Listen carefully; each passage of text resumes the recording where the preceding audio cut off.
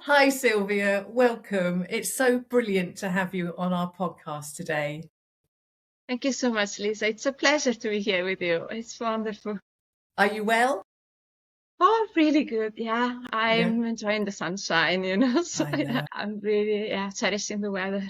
Yeah, it's fabulous, isn't it? No complaints, no complaints here at all. Silvia, now you are the director of Pink SEO, an award-winning SEO agency based in London, and you help high-trust businesses in the medical, legal, and financial sectors grow their business online and they could attract more clients. You started out running a marketing agency in Tuscany, moved to London in 2016 and made the bold decision to go all in on SEO, launching Pink SEO as a dedicated agency built on transparency and long-term results. Today, you lead a team of seven, I think it's seven, senior UK specialists, and you've become a recognised voice in the world of SEO, speaking at events, judging and winning awards, and hosting webinars on everything from search strategy to AI. Today, we're going to dig into your journey, what makes Pink SEO different, and what businesses really need to know about online and going forward. So I'm going to start off with your career. For anyone who hasn't come across SEO, which is search engine optimization, we should say, beyond the buzzword, can you explain in plain terms what it is and why it matters so much for businesses today? Yeah, Lisa, thank you so much. And thank you for having me here, first of all. It's really, really an honor. What search engine optimization is the mix of techniques and activities that you have to do to get a website found on search tools. It used to be on search engines, Google and the like. Now it's becoming search tools. So we are expanding the possible range of options. So with the AI search tools, people using them more and more. So whatever somebody's using to search, they will be given a multitude of possible options for anything. And the job of SEO is making sure that clients can be found better than competitors. The obvious advantage for the website owner is that it transforms the website from being a business card that is static and passive, and you just show it to people that you know, into an active source of leads and newbies, because it should, if it works, if it's done well, be going and finding new opportunities overnight by people that you would have met otherwise and not in your circles, because they find you. So you should see those inquiries, those leads, those sales coming through because the site has generated them for you. I mean, it's quite technical, isn't it? There's a lot of technical stuff going on. It's a nice kind of mix of left and right side of the brain, because there is a lot of technical coding included elements, but it also leaves a space for creativity, so content, and not content for the sake of pleasing the machines, but content for the sake of helping humans and being genuinely helpful.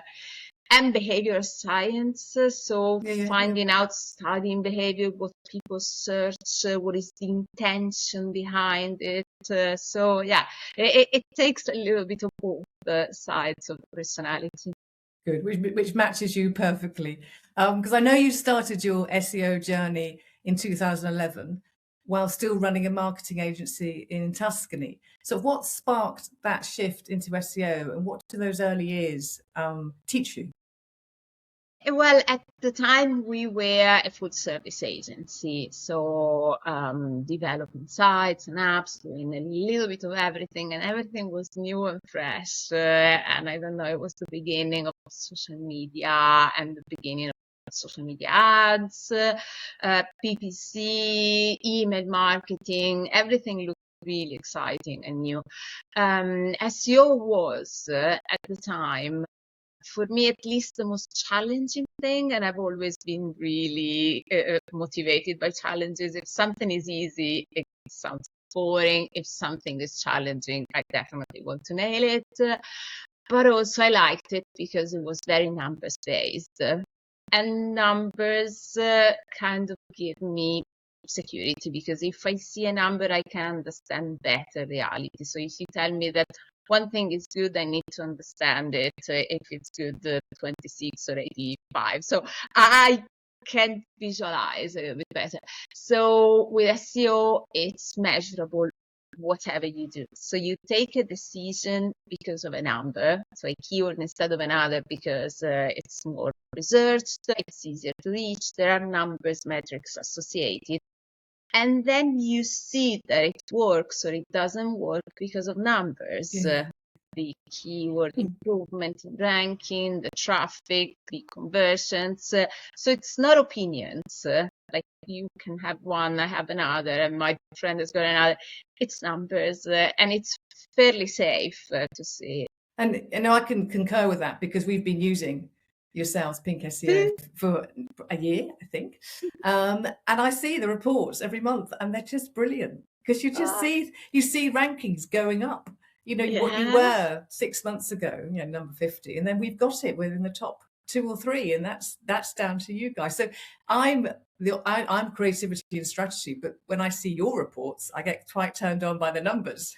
So it gets exciting, you know, even people that you wouldn't expect. We work a lot with doctors and so on, and they end up being very excited, like, we are on page 2, we are on page 1, we are on page... They actually see the crawling, because SEO is infamously slow and it doesn't bounce overnight. It kind of crawls. So you see it happening, and it's, And it's great. So in 2016, you made a big move from Italy to London, from a general agency to dedicated SEO practice. And that's a bold move on both accounts. What drove that decision? Well, I was quite emotional at the weekend, because it was our anniversary. Yes, I saw it was the 10th.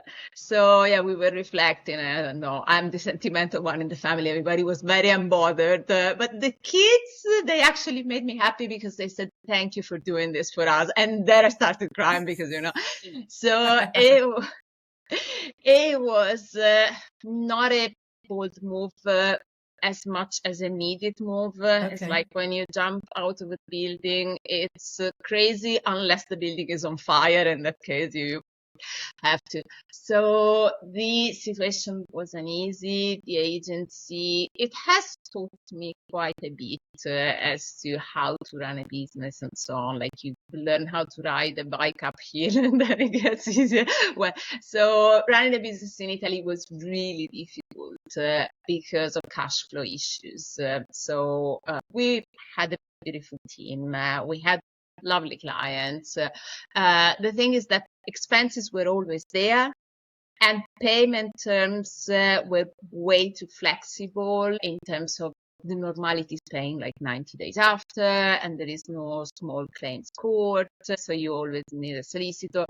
We ended up completely out of cash balance, and we couldn't cope with it. And my husband was getting, he's a senior software developer, he was getting bombarded by recruiters sending him offers.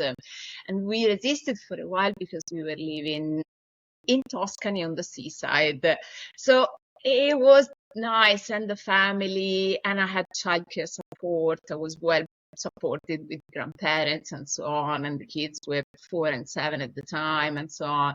So, but at the same time, I was also thinking about them because of employment opportunities for the future. And I have lots of friends who have remained and they have kids, and they have lots of worries now. So in the end, I told him, if they're sending you a job offer, try and apply and see what happens. And it went through, and he got an amazing job offer, and we decided to take the leap, and we ended up in London. We'd never been in the UK.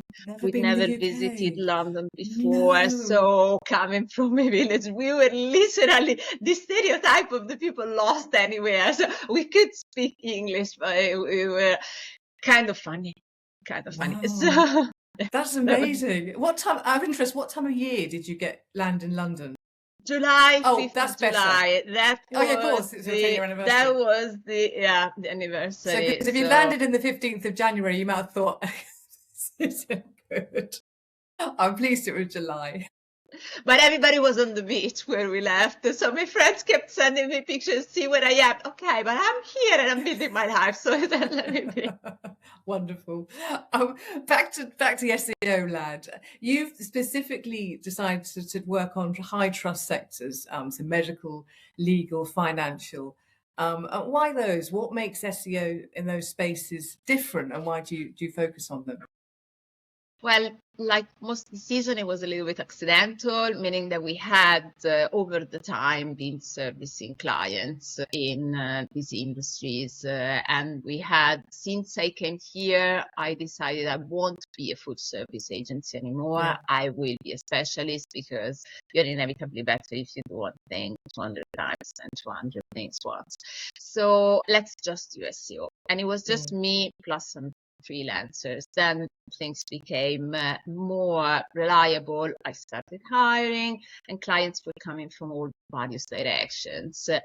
But there was a returning amount of doctors and legal firms and referring to others and so on. And at the same time, Google did a sort of shift in terms of they created a mega bucket for medical, legal, and financial that they call your money or your life kind of industries, because they are the industries that have the biggest repercussions on people's lives if something on the site is false or wrong. So the danger is really high. So what happens is that all of these sites in this big bucket are really heavily scrutinized.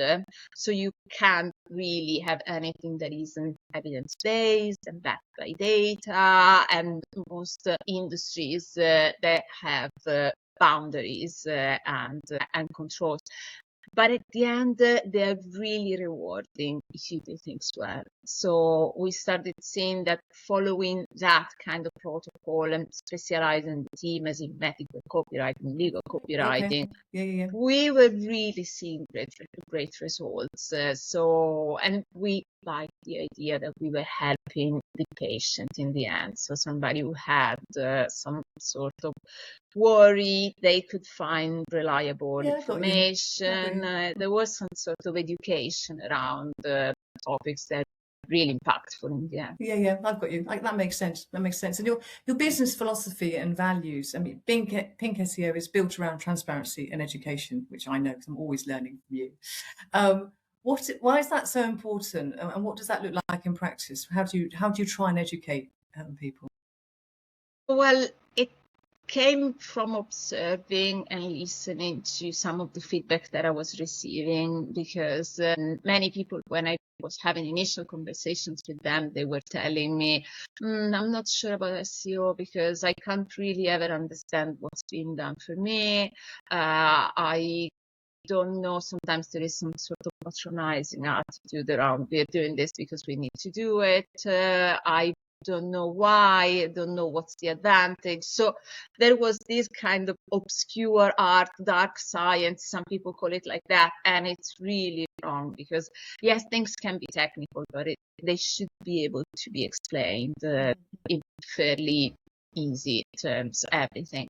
So I decided, let's try and make it transparent as much as possible. So that kind of falls in everything you do, from communications and reporting and writing things down that anyone can understand without technical knowledge. Because again, working with, I don't know, doctors or accountants or whatever, solicitors, they don't need to know technical, and they shouldn't know technical. So they should understand what's been done for them, the results that they're actually achieving, and being aligned on the same kind of results. And education came as a little bit of an added bonus, because there are business owners that really don't care, and they just say, do whatever and get me patients in the practice or get me leads. That's it. That's all I care. But I can see that there is some interest when you explain why you're doing something. It kind of lights a little board, and you can see that at that moment they are understanding better, and then they get curious, and they can even in the future agree or disagree with something because knowledge is empowering, so they can decide Yeah, and then. I believe that as well, because we have done SEO before, but I think the first time working with you guys, I'm the same. I learn things, and then I can take that off when talking to clients and associates with sort of relative ease, because I'm getting to ideas. So yeah, the education bit is brilliant. But I know you've also made a deliberate decision of never to place juniors team members on client accounts. Can you tell us a bit more about that philosophy and why it's important to the client relationship? Yeah, it is important, and it is becoming more and more important now with the influx of AI search tools and so on. At the time, it was really helpful because I needed someone with a lot of experience who could hit the ground running and take charge of an account, understand it inside out, and maybe feedback to each other. The nice thing of having a team is that the SEO strategists, they meet and they say, what would you do with this? So they kind of there is this collective intelligence, and everybody's kind of feeding through and giving feedback and advice to each other. So that was the initial advantage. Even if we have been collaborating with the university for internships and apprenticeships and so on, but they were never really doing client work. I'm removed from the client delivery, so my clients are in my trusted team's hands, and I need to know that they're absolutely safe and sound. Yeah. So now with AI, what happens is that a lot of what could be junior work, as in, I don't know, collating documents together and bringing information, I don't know, extracting from analytics, search console, bringing, feeding together, can be fairly automated. So in the end, what isn't automated is the judgment of the seniors. So the AI can even do, I don't know, there's lots of people that say, I'm just automating all of my AI to Claude. But what lacks is then the senior kind of knowledge to be able to validate the advice. So Claude can tell you, based on what I see, these are the pages that are losing impressions and so on. But then you do need some experience yourself to understand, do I agree with what they're saying? Otherwise you would just take it for granted and go along. And in some cases, we have discussions with AI saying, no, no, I'm not okay with that. Yeah. Because it's good to have a kind of debate and say, I actually believe in this and that. So it does need knowledge, otherwise you're just taking it. I totally agree. And it's interesting. I think SEO and AI and the changing landscape is something I was going to ask you, because the way we search is changing fast, isn't it? Because AI overviews are coming first and voice search, etc.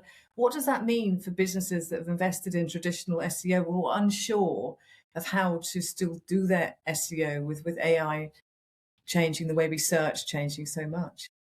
It's not a dramatic kind of difference, as in, I don't know, my way of considering it, the kind of Pareto law 80-20. So the traditional SEO does the 80% of the foundation, and it remains critical.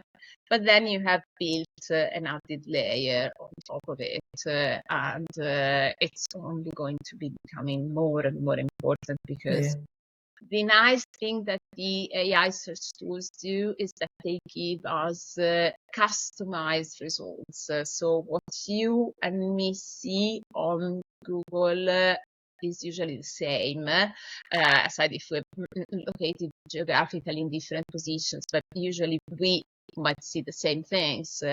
But what you and me see, for example, as recommendations on ChatGPT or Claude is really different usually, because it takes into consideration our previous conversation. Okay. So one example I Okay. was doing, if you and me are searching for trainers and you say that you're training for a marathon and I say that I have a bad knee, we will have very different recommendations, and they're customized around us. So everybody wants something that is tailor-made.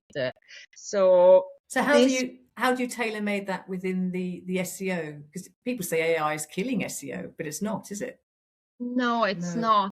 You need to make sure that within the structure of your pages, it's technically readable. So being readable for Google means being readable for AI search tools. Okay.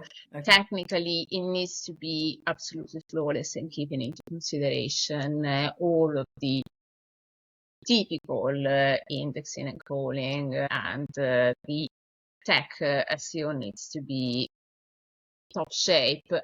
Then there are layers within the content that you need to take into consideration. So as we're not writing for search engines and we're writing for users, then we need to make sure that the content that we're giving is useful enough. So we know, for example, that within the criteria for AI selection, there is accuracy, recency, and authority. So accuracy, yes, the content needs to be accurate, because again, all things being equal, it will choose something that is more comprehensive and better quality. It needs to be recent, which isn't new. It's always been a matter of keeping the content updated and recent and so on.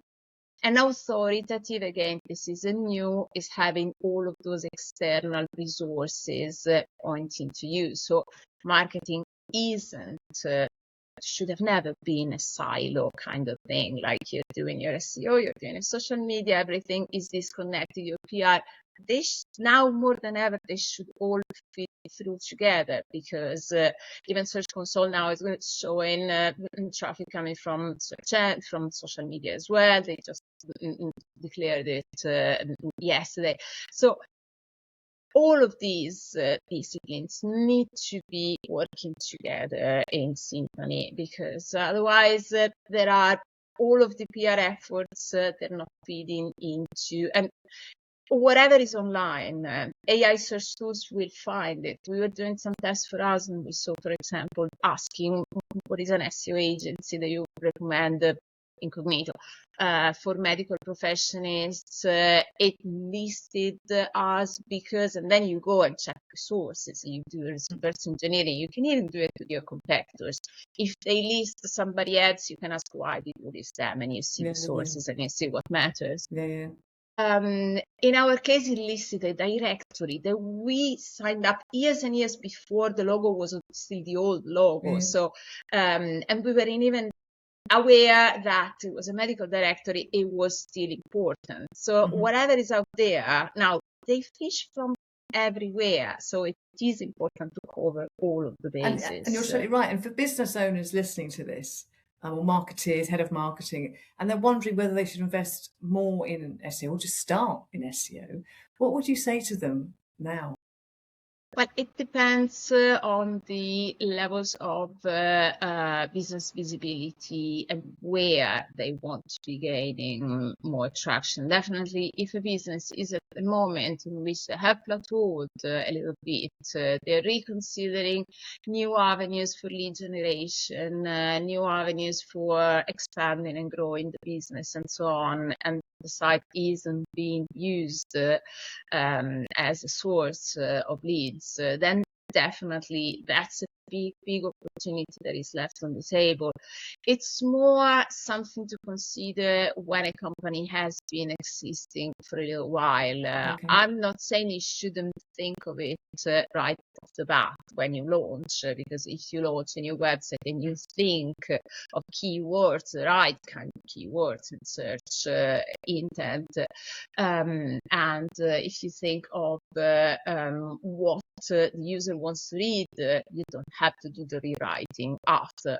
So it should definitely be something that you consider from the beginning. But SEO by nature, you see Google tends to prefer websites when they have been a little bit established, they have been existing for.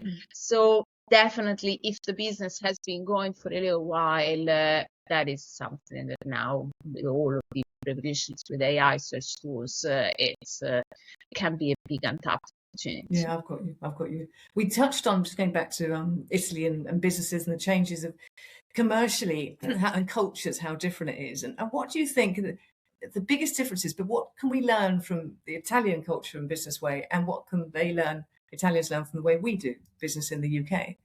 They're two different things you can reflect on. Well, some of the things aren't too different. You see the ways, the biggest difference that I noticed was the way businesses connect and support each other here is a little bit stronger. And that's a consequence of, unfortunately, when you're in a kind of scarcity mindset and things are tight, they inevitably ended up clinging a little bit more onto their leads and trying to be more full service rather than specializing, because I don't want to leave any money on the table. If I can get a little bit extra by doing this thing, I shouldn't refuse it. That comes from a position of, unfortunately, being in a tight spot.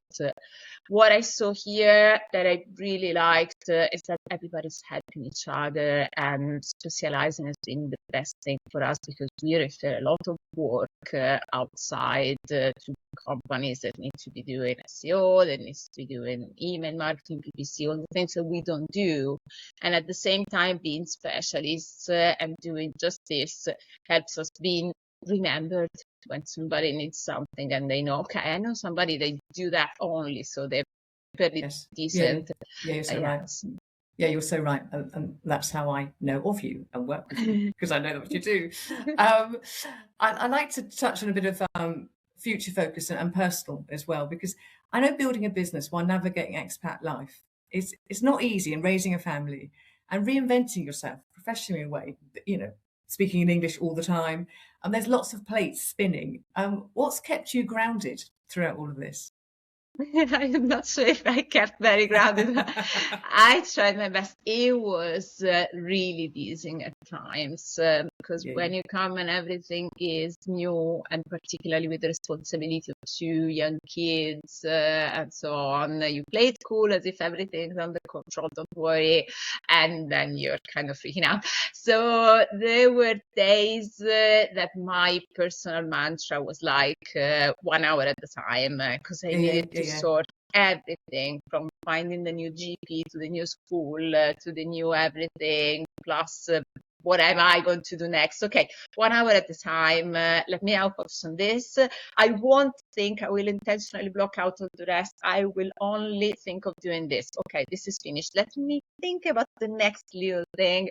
So it was a kind of sanity hack for me, because otherwise it would have been panic attacks all the time. So yeah, but that's a really good way of looking at business full stop, isn't it? Sometimes when business and life, when everything is too much, you can break it down to an hour, or I sometimes do it to the next 30 minutes or 15 minutes. What have I got to do in the next 15 minutes only? And forget all the rest. Yeah, and then that. So it's sensible advice there. And you're also a vocal advocate for female-led businesses and work-life balance. What does that look like? What's that actually look like day to day running Pink SEO?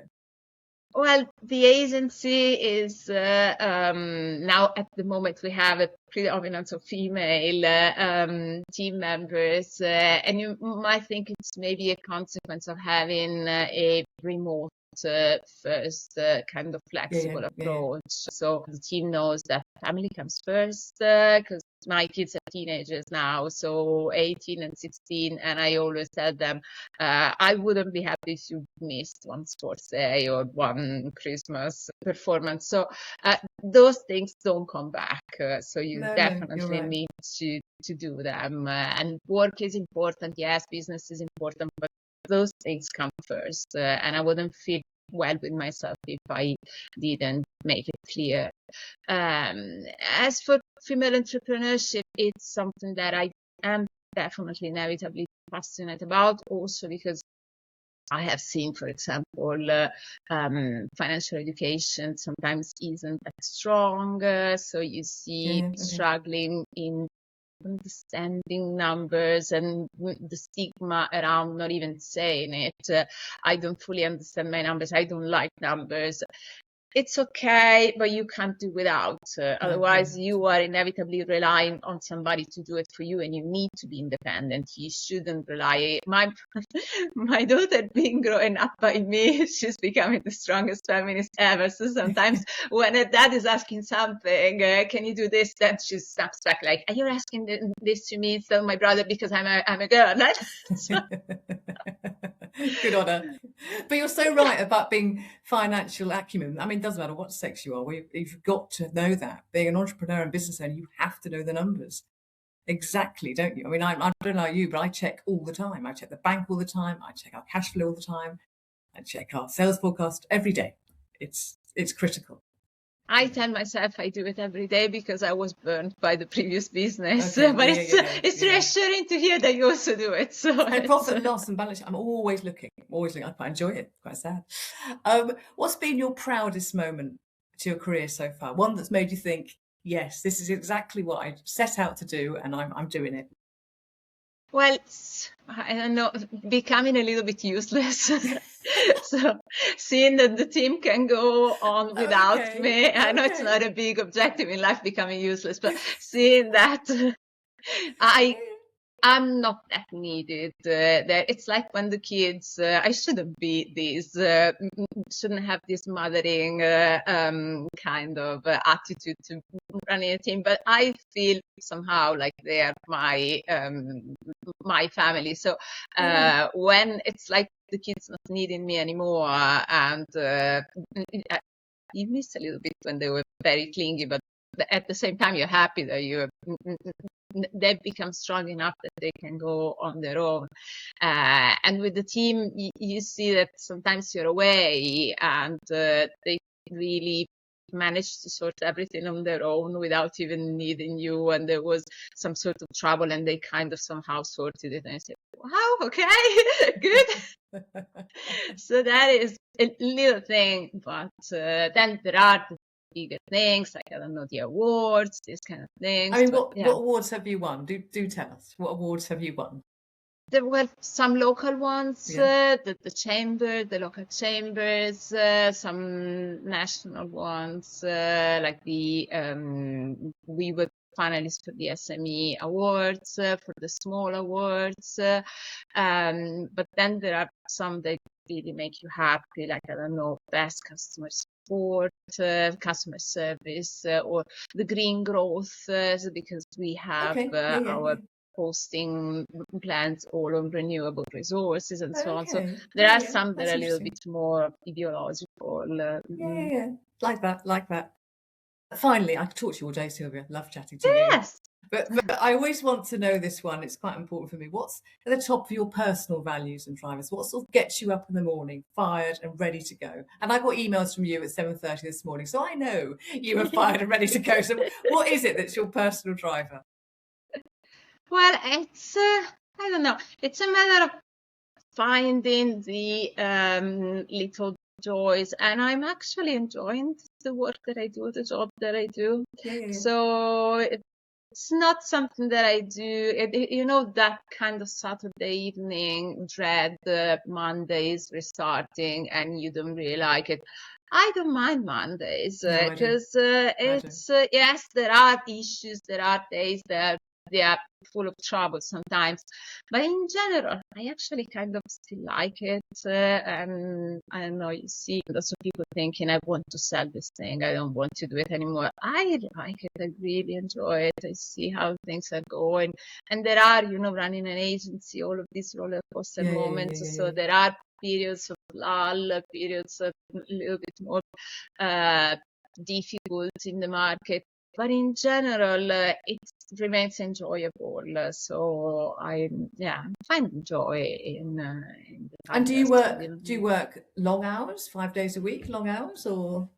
Is it Well, check? I try to discipline myself and keep boundaries as much as I can. So the kind of work-life balance is something that I try to impose on myself as well. So usually afternoons, late afternoons are off, evenings absolutely, unless some kind of fairly social kind of thing going on.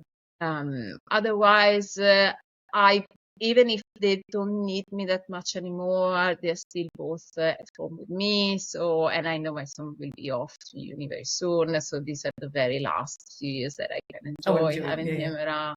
So the time for me is something that I intentionally carve and I close. And that means sometimes that you end up working in odd moments because I don't know, I'm going off to Italy soon and I will be bringing some of the work with me, but it's okay because if it's done in a way that doesn't bother my family time, again, I don't mind doing it. No, I'm exactly the same. Sometimes it's absolutely no, sometimes I don't mind. So brilliant. Thank you so much for joining us today. It's been so lovely talking to you as always. Much appreciated. Thank you, Silvia.